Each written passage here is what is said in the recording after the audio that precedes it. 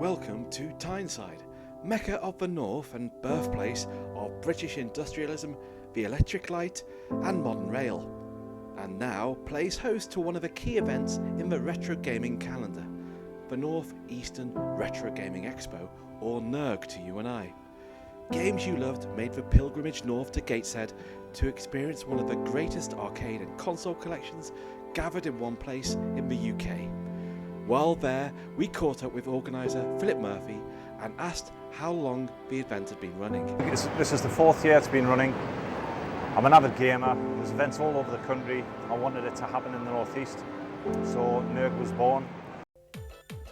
And in that 4 years, NERG has grown from strength to strength, with people young, old and everything in between, travelling from near and far to experience the best in console and arcade retro gaming. When NERG first started, we only had 50 arcade machines and about 30 pinball machines. This year we've got 100 video arcade machines and 41 pinball machines, as well as all the consoles and computers as usual. The event will have, again, around 60 consoles and computers. And it's Steve Perry who's supporting us, and he's been with us from the very beginning. And it's great for him to bring his own personal collection here for the public to play. He travels all the way from Essex, so it's great to have him back. Other exhibitors included Pixel Arcades, a supplier of bespoke, high-end arcade machines including this Vulix 80k gaming rig and an amazing Fix-It Felix Jr. replica. But there were many a trader too. Back to Philip. Another big reason for people coming to NERG is for the traders. And once again, we'll have a massive selection. We've got, I think it's 32 traders this year. And a special mention to Sawthorne Games, who are the sponsor this year, and that retro game shop who've supported us from the beginning. From the blend of different vendors to the wealth of free-to-play retro gaming, NERG got this mix of all-you-can-eat arcade smorgasbord absolutely spot on. But there was more. Another key part of the event was cosplay. Where else would you get to see Chun-Li play Millipede?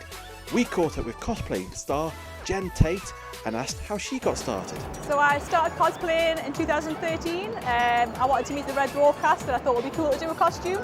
So I started coming to NERG 2 years ago. I absolutely love arcade machines and it's helped me meet lots of new people. I used to be quite shy, but now being in costume really helps you get to know other people. And there was certainly a great cosplay community at NERG, with the Geek Asylum sponsoring a costume competition with a cash prize. And the level of effort and detail on display was certainly incredible. But the stars of the show were inevitably the arcade machines, with every genre covered from driving to shoot 'em up, and all the classics catered for with the likes of Pac-Man, and of course the ever youthful Paperboy, and my own personal favourite, Galaxians. What a classic. Beat 'em up favourites were there too, with underrated Simpsons Arcade, 4-player Madness with Gauntlet 2, while Atari devotees enjoyed the likes of Tubing and Road Blasters. Flyers, drivers and shooters had their fill with the likes of Operation Thunderbolt and Point Blank, and a first outing for the sitting arcade driving classic Outrun.